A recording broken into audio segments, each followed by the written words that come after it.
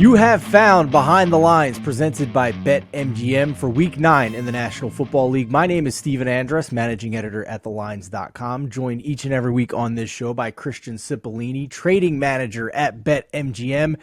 In this episode, we will look back at the week that was betting in the NFL, the biggest public wins, the biggest public losses. We will also look ahead to the opening lines, the early week lines at BetMGM, spreads and totals. I will share an early week wager I have placed over at BetMGM, and we will see whether or not the public got a little bit of revenge or it is the bloodbath of the week for another week this week. Christian, how are you, my friend? I know the Phillies lost. I'm still not over it, but we will try and stay professional. Yeah, time to move on. Yeah. Awful. Yeah, pretty bad. Although my coworker Eli Hershkovich and his podcast partner Mo Nawara, Braves fan, weren't too upset about it. So No. I will continue to remind Mo, though, that he's lost the Phillies in the playoffs 2 years in a row. Back to back. All right. So let's talk NFL here. How was Week 8 in the NFL? Was it a public win or a public loss? Well, it would have been a public win for you as long as you avoided the Chiefs game. So I'd say it was a very, very small win for the book, and most of it stemmed around that Chiefs game being the big winner for the book on the weekend. Killed a bunch of parlays, bunch of teasers. So that was the one that saved us. The Eagles and the Jets games both pushing also helped because we did have big liability on both of those sides. So the Eagles were up 14, ended up winning by 7, so that helped us.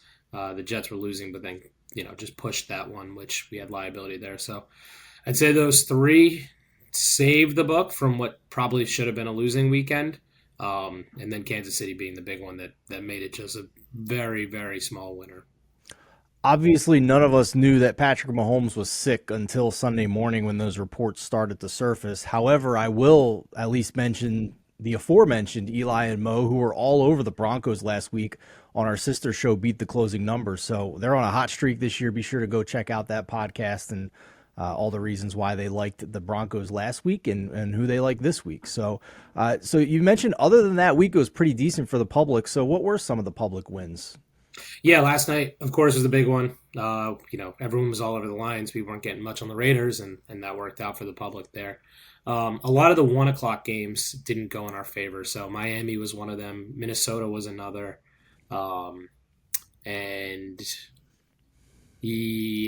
Cincinnati, the Chargers-Bears game also was another one. We had a lot of Chargers money as well. So the primetime games hitting is not good for the book there. So good for the public on those ones.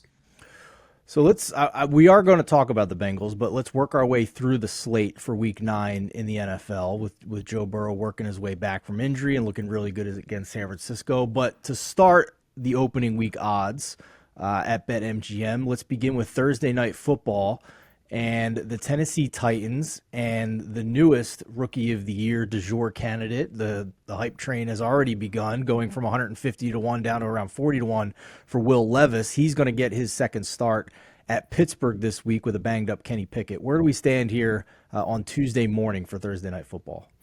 Steelers right now are 3-point home favorites and a very, very low total of 36. 36, man. It's just wild to me. I mean, I want to get to a couple of other games because this is not the only mid-30s game again on the slate this week, and to me, it's a quarterback issue. But let's go a little bit further into the slate so the audience can hear some of these other games that have low totals as well. But first, we'll start with one of two games in Frankfurt, Germany this year. This one does not have a low total, the Miami Dolphins against the Kansas City Chiefs. Yeah, the highest one of the week here. The Frankfurt, Germany gets a great game. Chiefs-Dolphins. Chiefs are 2.5-point favorites here and a 50.5 point total. That game kicking off 9:30 a.m. Eastern time. Mo Nawara did his weather column the other day, and some of you may be looking at that weather and thinking maybe I want to bet the under because there's wind and rain in the forecast. I would just let everybody know that the stadium they're playing in has a retractable roof. So in all likelihood, that roof's going to be closed. The other factor here is that the NFL installed a brand new hybrid turf field at Frankfurt Stadium for this one after players and coaches complained about the surface in games in the past in Germany. So it's the first time that field has ever had a game. Keep an eye on it. If it's slick, if guys aren't having traction issues, then maybe we do go over here. But if traction is again a concern in this Germany game, then maybe a live look to the under might be something to look at there. So just a couple of factors to keep in mind there. I know I have heard some people talking about the weather for this game, but it does have a retractable roof, and I'm pretty sure that they're not going to give the fans in Germany a rainy experience. They're going to want that roof closed. So I would expect dome environment conditions here for this potential shootout between the Dolphins and the Chiefs. Okay, Christian, let's look ahead now to the 1 o'clock Eastern time kickoff window here for Week 9. You have Vikings at Falcons. Falcons are 4.5-point favorites with a 37-point total. Cardinals Browns. Browns are 8-point favorites at home with a 37.5-point total. Rams Packers. Packers are 3-point favorites with a 39.5-point total. Commanders at Patriots. Patriots are 3-point favorites with a 40-point total. Bears Saints. Saints are 7.5-point favorites at home with a 41-point total. Seahawks Ravens. Ravens are 5.5-point home favorites with a 43-point total. And last of the 1 o'clocks, Bucks Texans, where Texans are 2.5-point home favorites with a 40-point total. Couple of games in this window I'm keeping an eye on. The first is the Buccaneers on the road against the Texans. I've been big on the Texans throughout this year, betting on them in various different weeks. But if you look at closing numbers here, this line to me should never be 3. So I'm keeping an eye on it. We're at a juiced -2.5. I think you said, Christian, -115 for the Texans. So if this touches 3, I'm going to be interested in the Bucks, even if there's a little extra juice on that 3. We'll see if we get to that point. Man, a lot of respect at this point for the Ravens. 5.5 at home against the Seahawks. The Seahawks have had issues turning the ball over with Geno Smith. They've had some red zone issues various weeks here and there. They get the win at the last minute against the Browns. It's a lot of points. I mean, that to me, I'm not saying I want to bet the Seahawks necessarily. I need to dig into this a little bit more, but I'm at least making the observation that the Ravens, you tell me, Christian, this to me signals that the Ravens are pretty much being rated as a top 5 team in the NFL at this point. Yeah, that's pretty much exactly what it says. Like you said, the Seahawks have been pretty good. They're 5-2, leading the division at this point, which is, no one expected that. So definitely a ton of respect for them at this moment. Yeah, absolutely. And one of the other games here with a low total in this window, we don't know if Matthew Stafford's going to play against Jordan Love. Might be Brett Rippon for the Rams. That game's sitting in the 30s. We have the Vikings game with, we'll see what happens. We're recording this before the NFL trade deadline on Tuesday. If it is Jaron Hall, the 5th-round rookie out of BYU, you can understand why this total's sitting in the mid-30s as well. We mentioned Thursday night sitting at 36.5 between the Titans and Steelers. In your experience as the trading manager and when you first started out at BetMGM as well, how often have you seen this many games totaled in the mid-30s in the NFL in recent years? I think the only time I can think back to is the COVID year, where there was a lot of games that ended up being super low totals just because half the team was out with COVID or a big quarterback was out, something like that. But having just straight games like this with this many low totals on a whole, the season has been way under than normally expected. And then a lot of kind of bad quarterback play, or quarterbacks that usually wouldn't see the field are playing at this point now. With the quarterback touching the ball every single play, not having a big one is tough to score points with. That was going to be my follow-up. What do you attribute it to most? It is just simply the quality of quarterbacks on the field at this point, right? Yeah, I mean, there's a lot of teams playing, backup quarterbacks or not the quarterback that they intended to play throughout the season. I feel like a lot more on average at this point in the season. So absolutely contributes to it. So one last thing I'll mention about these games with low totals. It may be obvious to some of you, but some of the novice bettors, it might not dawn on them. The lower the total, the more valuable the points are. And the tougher it is to cover a spread as a favorite at that point, because there's just not many scoring opportunities in those games. So getting 3 in a game with a total of 36 is a lot different than getting 3 in a game with a total of 50.5. So just keep that in mind as well as we move forward here, because there's going to be a lot more of these games, I think, for the rest of the season, with guys like Aaron Rodgers and Kirk Cousins out for the season and other quarterbacks on the move, and Arizona going to Clayton Tune. There's a very easy Chris Berman middle name joke in there somewhere. But we'll move forward here to the late window on Sunday afternoon, the 4 o'clock Eastern time kickoffs, Christian. Yeah, Colts Panthers. Colts are 2.5-point road favorites with a 44-point total. Giants Raiders. Raiders are 2.5-point home favorites with a 38-point total. Cowboys Eagles. Eagles are 3-point home favorites with a 46-point total. And that's last 4 o'clocks. Before kickoff on Monday Night Football, I bet the Giants plus 3.5 at the Raiders in this one, and we shared it in the lines.com free Discord. So if you are not a member of that, be sure to go to the lines.com homepage, top right-hand corner. You'll find the little Discord icon. You can click on that. Once you're in there, go to the roles server and click on the emojis of the people on our staff that you want to get push notifications from, or the sports that you want push notifications for. And as long as you have the Discord app and your notifications turned on for that app, every time somebody on our staff makes a bet, you will get notified of that. And we're sitting pretty good here on some potential CLV on the Giants, and Daniel Jones coming back from that neck injury against what is slowly devolving into a dumpster fire with Josh McDaniels in Las Vegas.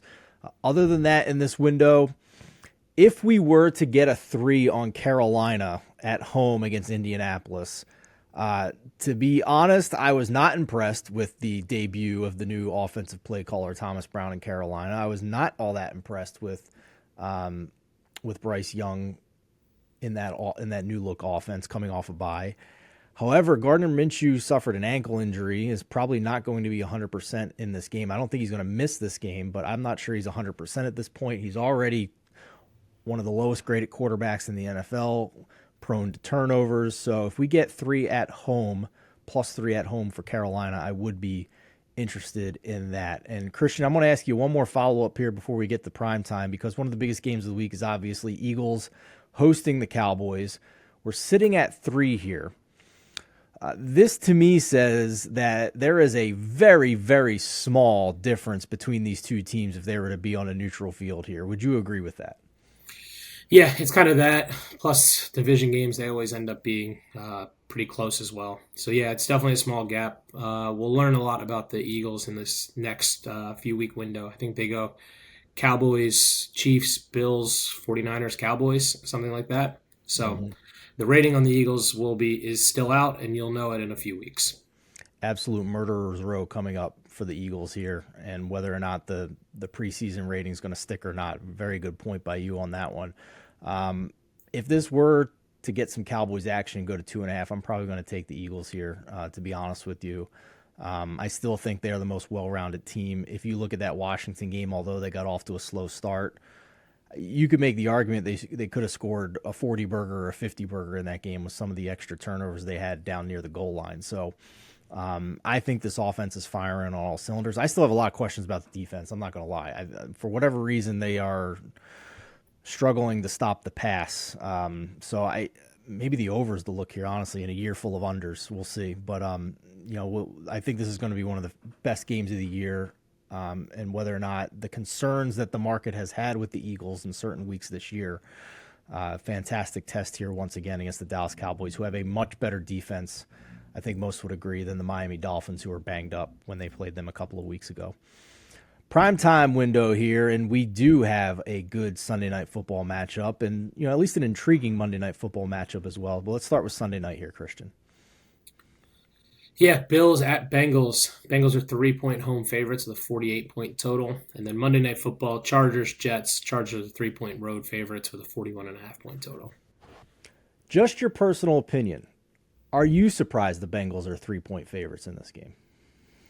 No, not with the way that they've been playing. They started out slow, which is exactly what they did last year and I believe even the year before. But you can kind of see that they're coming on at this point.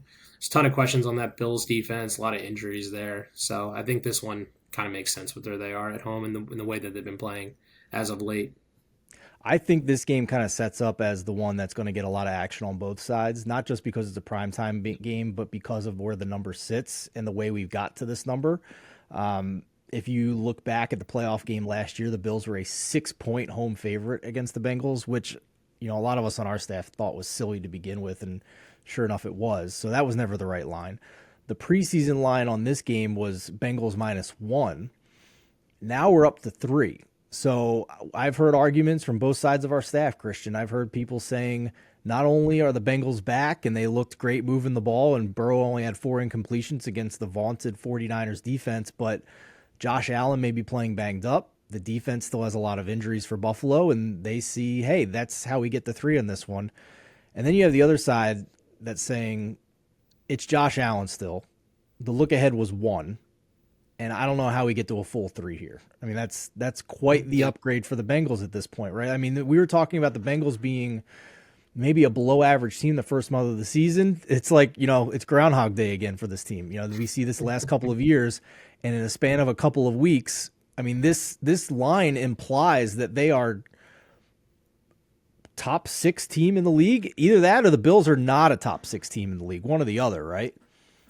Yeah, I think this is probably one where it's also kind of a feeling out too, because it's 2 teams that have kind of shown you mixed bags throughout so far this season, but that both teams are very good at their best. So one of those you can certainly argue either way. I think I agree with you. I think this will be one that the book will be very okay with either outcome, because I'm imagining we're going to get pretty good 2-sided action. You would love a ton of action and probably the final score to be like 20-17. Yep, right? That'll be the ideal goal. Yeah, a lot of over bets will be coming in that one too. Absolutely. Any final thoughts for you on Monday Night Football here? I know the Chargers look, better against the Bears, but it was the Bears, and playing the Jets defense this week on the road. We're waiting for the real Chargers to please stand up at this point, it seems. Yeah, I mean, the Jets have played good teams close too, so I think this is another one actually the book will be okay with, because I think we'll actually end up with some at least close to 2-sided action. I'm sure it'll be leaning Chargers, but I bet we'll get a decent amount of Jets bets there, because while it's still Zach Wilson, that defense has shown that they can stop very powerful, strong teams. Absolutely. And in the playoff picture in the AFC, it's enormous, because the Steelers and the Browns are in the 6 and 7 seeds, sitting at 4 and 3 right now. The Jets are 4 and 3 as the 8 seed. And then the Chargers are theoretically only 1 game back at 3 and 4 in the AFC as well. So big tiebreaker scenarios here potentially as we try and sort out the wild card spots in the AFC. Christian, as always, we appreciate the insight, the expertise, the behind-the-scenes look over at BetMGM. For the rest of you, be sure to check out the Beat the Closing Number podcast with Eli and Mo. They'll also be back with the rest of their bets for week number 9 on Thursday, and it'll be up on the YouTube page on Friday as well. And the NFL Megapod with myself, Adam Candy, and Matt Brown will be out on Saturday on our YouTube page, as well as our podcast feed. If you enjoyed the video, be sure to hit the like button, hit the subscribe button, let us know down in the comments if you are making any bets here early in the week for week number 9. If you're listening on audio, 5-star review. We would really appreciate that. It helps us go a long way here to add some more audience and just keep the momentum going here for all the great support you guys have already given us at this point. For Christian Cipollini, I'm Stephen Andress. Best of luck with your bets in week number 9.